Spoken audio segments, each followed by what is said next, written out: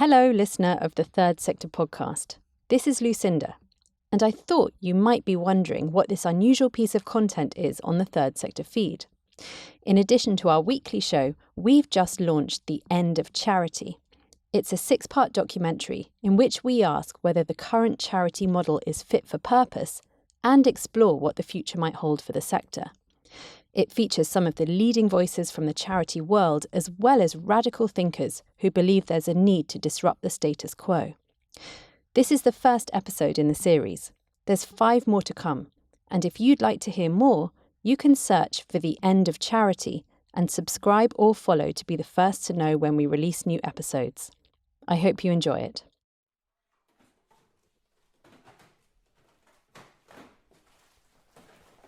The scale of the need from those early days when there were few food banks around the country to the scale that we're seeing now is just light and dark. We probably were providing 10 years ago 50,000, 60,000 emergency food parcels, whereas last year food banks in our network provided just under 3 million emergency food parcels, 1 million of which were for children. We're at a food bank warehouse in Hackney in East London. It's early afternoon, and a small group of volunteers are unpacking wholesale boxes of goods and distributing them into individual piles.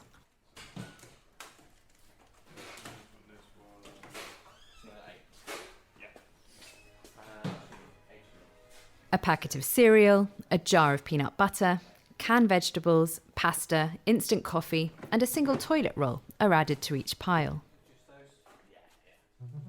These goods will be given to members of the local community who don't have the money to buy them. People come to a nearby food bank centre with a voucher code and leave with a 3-day supply of food and other essential items. This is emergency food aid, and it's being distributed daily in one of the wealthiest cities in the world. The warehouse in Hackney is one small part of a massive operation that supplies some 1,300 food banks across the UK. And it's run by a charity called the Trussell Trust. I'm Emma Revie and I'm the Chief Executive of the Trussell Trust. The Trussell Trust was set up in 1997 actually to work with young people who were living in a train station in Bulgaria, supporting them into employment and housing. And the founders, Paddy and Carol, received a telephone call from somebody who lived where they were from in Salisbury. And they said, look, we'd love to support your work overseas, but we can't afford to. I can't even afford to feed my own children. And that triggered in Paddy a desire to find out more about the poverty in his own community and led to the establishment of the first food bank in his garden shed, providing 3 days of emergency food to people in Salisbury. Today, the Trussell Trust's mission is simple but ambitious: to stop hunger and poverty in the UK. The Trussell Trust is just one tiny part of the UK charity sector. More than 200,000 charities are registered in Britain. Some are tiny voluntary outfits run by a single person, while others are multi-million-pound institutions that could easily be mistaken for big corporations. And charity has been around for a long, long time. There is some evidence of charity in the ancient world some 4,500 years ago. Turns out humanity has always liked to help. And what's more, charities exist in almost all walks of life. They provide vital services, raise awareness and campaign for social change, fund medical research, and give out grants to support causes that range from animal welfare to human rights, education, environmental protection, and end-of-life care. Many have been in operation for hundreds of years, while some, like the Trussell Trust, are relative newcomers which have seen exponential growth in the very recent past. So charity is a part of the fabric of our society, but is it really a solution to the many societal, ecological and existential problems we face today? Or are there better ways of tackling the world's problems? Ones that don't involve charity at all? You know, if it come to a crunch of giving charity a £5 or giving one of my kids a £5, I would give my kids. They don't help that many people. Last year, 780,000 people came for the first time to our food banks. We're going to do everything we can for as long as we can to support people.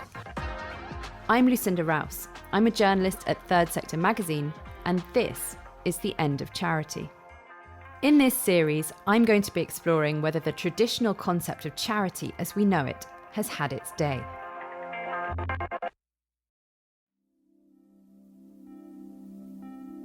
If you think about charity at all, it might just be in terms of the monthly donation you make, the marathon you signed up to run, or the peppering of charity shops on our high streets. But the origin story of charity goes way back into the Middle Ages. St John Ambulance, the UK's leading first aid charity, was founded in Jerusalem in 1113 during the Crusades. The City Bridge Foundation is one of the UK's wealthiest charities. Today, it has a portfolio value of more than £838 million, and it dates back even further, thanks to the levy of a special tax to help repair London Bridge, made of wood back then, in 1097. It was around the 1500s when new religious ideas about philanthropy and making charitable donations began to take hold, and the Victorian era when Britain saw an explosion of charitable activity. So it's been around for a fair old while. The idea of caritas, which is where the word charity comes from, is a very old one. It goes back a couple of thousand years. And it's essentially about sort of individual care, and it was tied in very much to religious views about almsgiving and that kind of thing. This is Rhodri Davies. He's a philanthropy expert, a connoisseur of charity. I guess the point that's really important thinking about charity as it is now in the UK is probably the Victorian era, because that's where we have the model of charity as a way of the haves essentially giving to the have-nots. And the bit of that I think is really important and has unfortunately stuck with us is a focus on needing to discriminate between the people who are deserving of your charity and the ones who are not deserving. We still see this very much in terms of views about poverty and who should or shouldn't be the recipients of charity. And I think putting that sort of power in the hands of the donor, that's problematic, because I think that power imbalance is something that we're still seeing as an issue in the sector today. Rhodri raises some important points around the relationship between charities, their donors, and the people they exist to help. And the problem of who holds power in this relationship is a big issue that the sector is grappling with. But the idea of the wealthy giving to the less fortunate is a long-standing pillar of how a charity works. And whatever your views on the charity model, there's no denying that the current scale of demand for charity services is pushing the sector to the brink. Here at Third Sector, we've reported on more charity closures in the past 6 months than in at least as many years. Organisations have been hit first by the government's austerity measures, then the economic effects of the COVID pandemic, and now the cost of living crisis. And as those charities have closed, the people they existed for are left with one less avenue to go down to access the help they need. This is our world. We report on it every day. But what does charity mean in the eyes of the general public, many of whom form the wide network of donors that keep charities running? I took to the streets of London to find out. I definitely think they have a role to play in society where governments or private entities are maybe not as inclined to do charitable work or to help less fortunate people.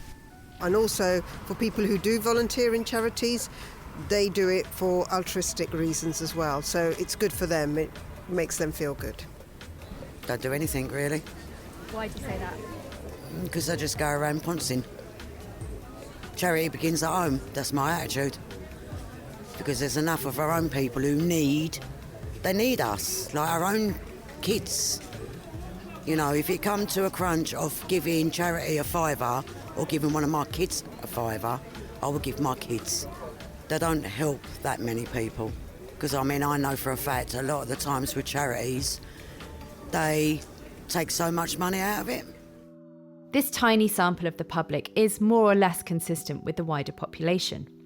Last year, the Charity Commission for England and Wales, that's the charity regulator, asked more than 4,000 people what they thought of charities, and they found that the public are largely supportive. But people do want to see more transparency from them, particularly on where funds are spent. Charities are more trusted than banks, politicians, and the police, and people feel a lot more positive about charities than they did 5 years ago. It's been a slow, steady improvement since 2015 when confidence hit rock bottom. The sector suffered a series of high-profile cases involving bad governance at some very well-known charities, which caused a lot of damage. And it's these larger charities that still seem to have a trust problem. People are much less likely to trust big, multi-million-pound charities than the smaller local organisations. And a lot of it comes down to money. People really care about where and how their donations are spent. So charities need to work hard not to be labelled as poorly managed or ineffective, as well as everything else they have to handle. And today, charities are working harder than ever.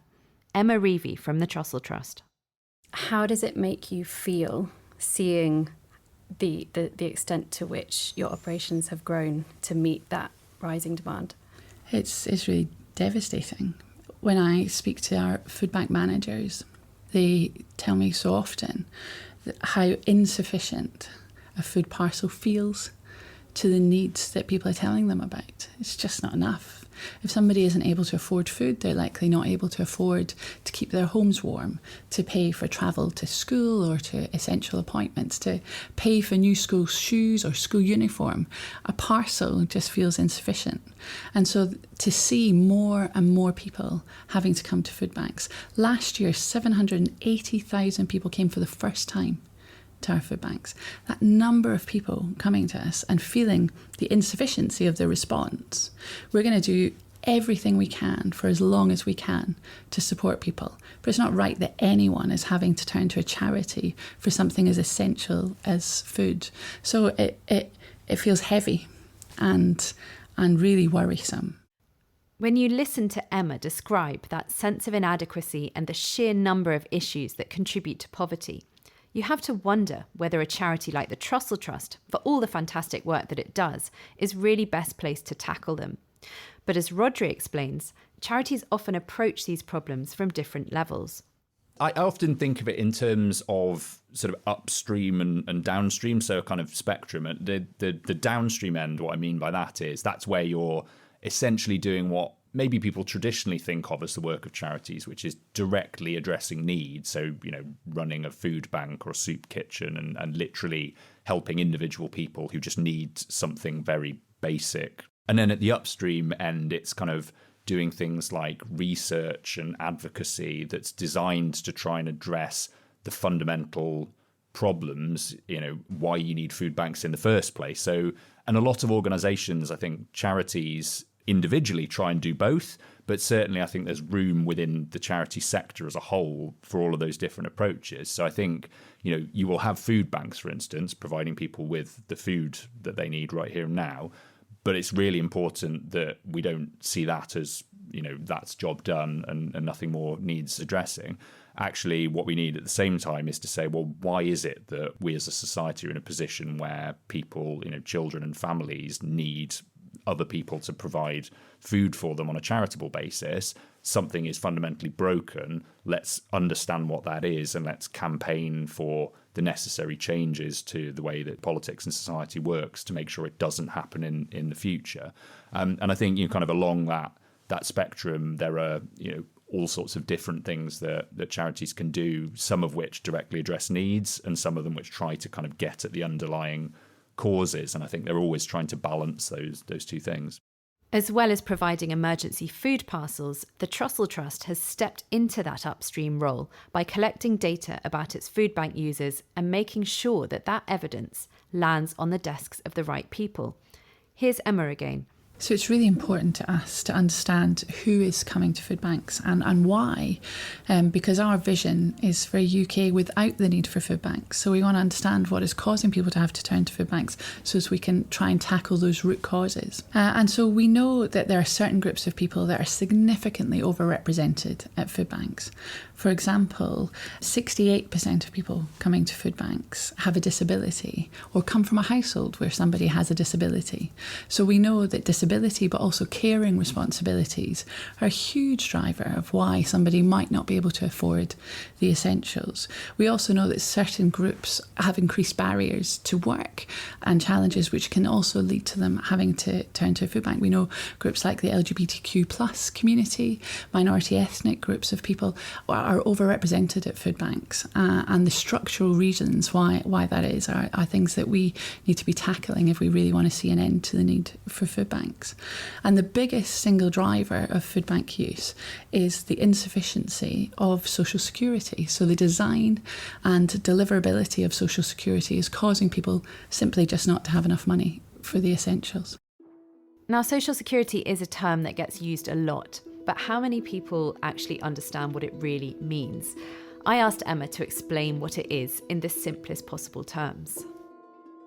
So when I speak about social security, I mean working age benefits that we provide to people if we lose our jobs, if we're unwell and unable to work, if we have a disability that prevents us working at all. We as a society have determined that there will be social security in place. At the moment, you'll hear people talking about universal credit, which is the main source of social security at the moment. And when we talk about social security being insufficient, we're saying the levels at which universal credit and other social security benefits are paid at are just too low for people to be able to afford the essentials. In other words, the need for food banks has soared because provision is lacking for people who, for whatever reason, can't earn enough money to support themselves. The Trussell Trust has the data to back this up. But interestingly, as we'll hear in a later episode, many of the groups that are overrepresented at food banks are underserved by the wider charity sector. So what do we do with that information? Emma believes it's time for some collective introspection. When you're seeing this scale of need and this scale of response, you have to question what is going on here. What do we want for our society? What is our social contract with one another? Do we believe it's okay that so many families are finding themselves without enough money to buy food? Our latest research showed that half of working age families on universal credit last month were running out of money to afford food by the end of the month. Is that what we want for our society? Is the response we want to make in that situation an emergency food parcel? Or do we want something better? And for us, the change we want to see is everyone being able to afford the essentials. But who should be responsible for that change? The Trussell Trust is lobbying the government to take the lead. And according to Emma, they are making headway. But one thing's clear. Emma does not want the Trussell Trust to become a permanent fixture. For many charities, it's going to be really important for the fabric of our society that those charities be here for a long, long time to come.